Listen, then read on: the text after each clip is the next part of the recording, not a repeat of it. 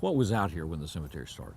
It was out in the country. In fact, I think this was Poplar Corner Road was the name of the road at that time. And it has since become Hollywood. But it was just wide open spaces.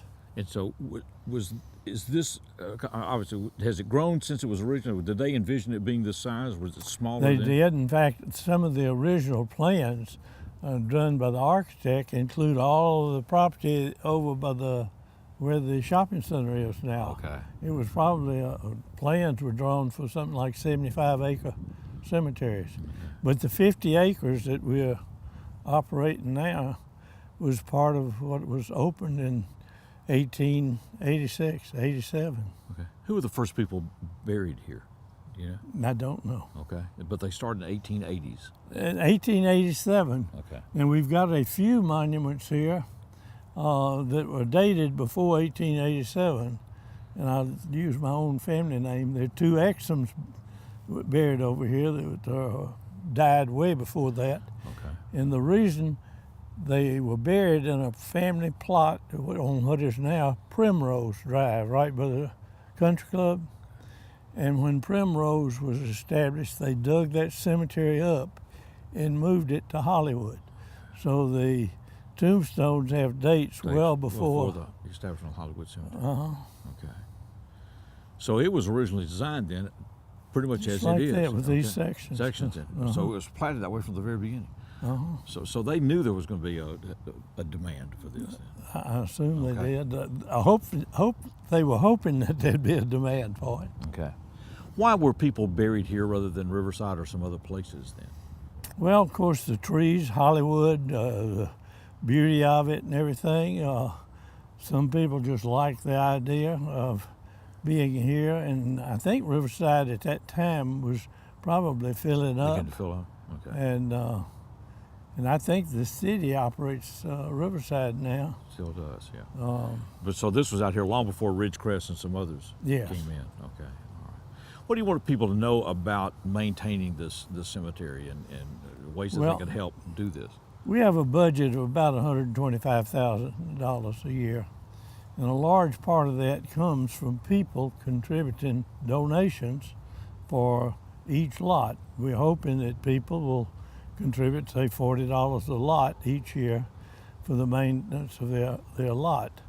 And if they have 5 burial spaces, we hope that'd be $200. That is a major source of our income.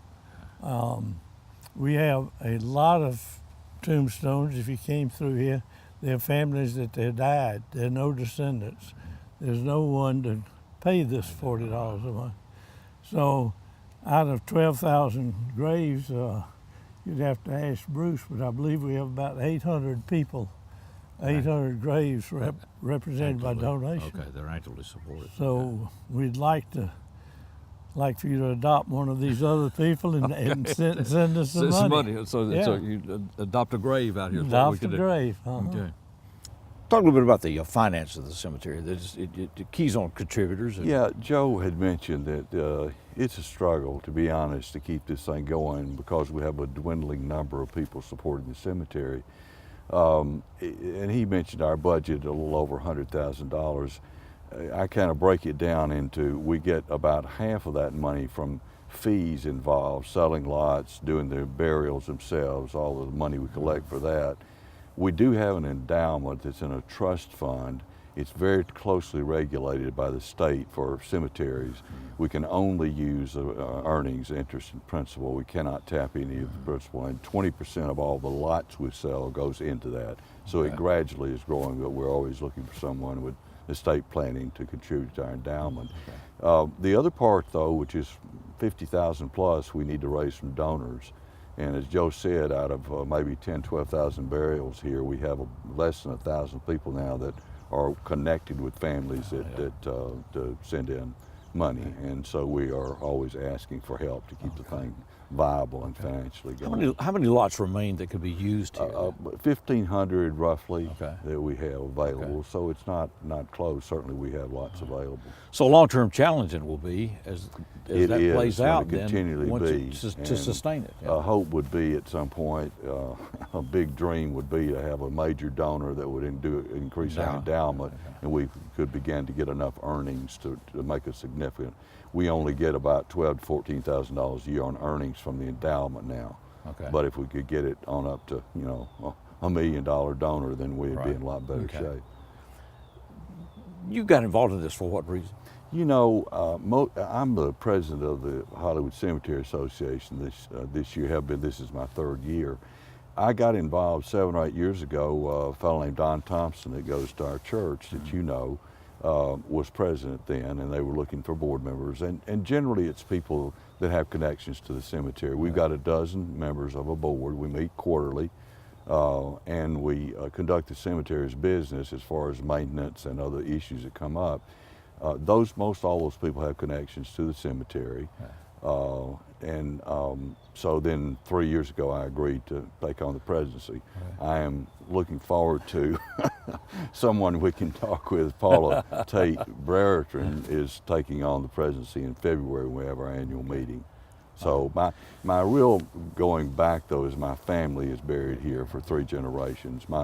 My great-grandfather, Harrison Heron, was born in 1843 and fought in the Civil War and actually survived a federal prison camp and returned to Jackson and lived until 1912. And then my grandfather, John Hardy Heron, and then my dad, people may know Henry Heron, who was a physician here in Jackson for a good many years until his untimely death in the late 50s. Is buried there, and all their spouses are there. And Judy, my wife, and I will be buried there. So it's a personal thing too, to want this thing to keep going and be in a good, nice condition. You obviously care about this place. Well, I do. Yeah. It's a commitment, and I will mention that all these people, board members and so forth, are all volunteers. And Joe has been doing. I thought it was 30 years. He said 90. I thought it was maybe a little before that, into the late 80s, but it's close to 30 years. He was. Jack Smith was president for about 10 years, and then Joe took it on for about 10 years. Don Thompson did it for 9 years. And when I came on, I said, I'll guarantee you 2 years, but not 10. And Paul is has taken on the presidency. Emotionally, what does it mean to you to be involved? Well, it's just, it's the family, it's the tradition, it's feeling my sense of maintaining a place where my family has been connected for so long. I think that's probably as much as anything, Steve. And it's something, I enjoy doing, hoping to make it, keep it looking nice and in good condition for years to come. What's the story here of this monument? Well, this is a Lemons family. They put this up for Jesse Lemons, and he was in the war in World War I. He was injured in World War I. He died in 1927. I'm not sure whether he died from his injuries or just normal causes. But the statue is, I think, a special thing out here in the cemetery. We have a lot of artwork, and this is part of the artwork in the cemetery. As I mentioned to you earlier, unfortunately, at one time we had some vandals come out here that don't appreciate art and took hammers and broke him apart. And a man by the name of Joseph Lane painstakingly put him back together again. I think did a great job of it. So this was original to the tomb when he was grave when he was buried here. I think so. 1927. 1927.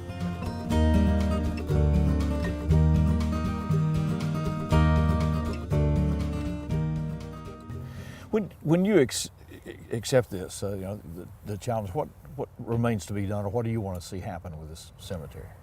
We just need to move forward and make sure that we can take care of these souls that are buried here and keep this as a park-like setting for anyone that comes in to appreciate it and just be happy that their loved ones are buried here. Okay. I find that some people, and of course it depends on your experience. I find cemeteries to be amazingly reflective places. To me, I enjoy going out to country cemeteries, out in Denmark or whatever. There's you get a feel, particularly with older monuments, sometimes with the history of people of the city or whatever. That's right. Yeah. That's right. There's a lot of history here. Well, I have family buried here, of course. It's my parents and grandparents. And I have an aunt buried here. And my family goes back to the Pontiac dealership that was located here in Jackson. In fact, back in the day, it was across from First Methodist Church. It was Tate Brothers Pontiac dealership. Okay. So that's my history. I moved back to Jackson about 2 years ago, sort of come full circle back home. Okay. And so I'm looking forward to taking care of the place and just making it happy for these people. Yeah. Not many things in the city go back to the 1800s. I mean, it's an ancient, in Oh, it our is. city, I mean, I know European countries, this would be, we're all just young, but given Jackson's history, this is a special place. It is a very special place, and if you drive around and just cruise the drive and look at the dates on these tombstones, it's just amazing to think how long these people have been here. And so we have to perpetuate and keep it beautiful for them. What do you want people to know or are getting involved with this? Of course, we have to be sustained by donations, and we are a nonprofit 501c13, which means your donation is tax deductible. So if you can feel it in your heart to adopt a grave, that would be great. We just need the monetary donations to come in to help us keep this lovely place. Can you donate through the website? You can. Okay. There's a donate button on the website. If you would put that up in your commentary, that would be great. Yeah. It's HollywoodCemeteryJackson10.org, and the donate button is there. And we would love for anyone to donate or anyone to volunteer to help us, maybe in fundraising that's coming up in the next year or so. This monument was installed by the Mercer family. All of these monuments on either side, you notice, are members of the Mercer family. And that's part of the Mercer organization here in Jackson. So it's been around for a long time. Has a poem down there written on the side of it.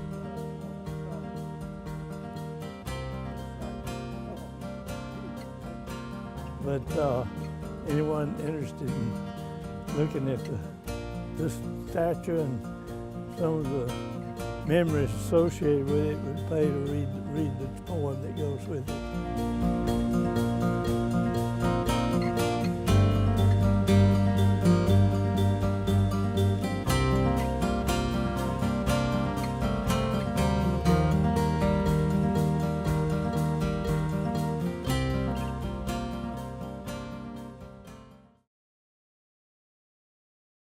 You've been involved with this cemetery for a long time? Yeah, you remember Jack Smith, Blood Bank Smith? Yes. Jack talked me into becoming a board member in 1990. So, for some reason or other, I've been here, 27 years. Well, what's that been like? Well, we've had times when money was short. I've seen times when we had weeds up to here. We've had people that were constantly complaining, and rightfully so. I told Bruce earlier that in our newsletter we post all the comments that we receive from people. I think this is the first time in several years that all of our comments have been positive. So I think that's a good sign of a change from what we had. We've had some where they were all negative over the years. So we've had times where we did not have an efficient staff working here. We've had short of money, we've had various things. So it's been up and down during the 27 years. But right now, I think it looks about as good as it's ever looked.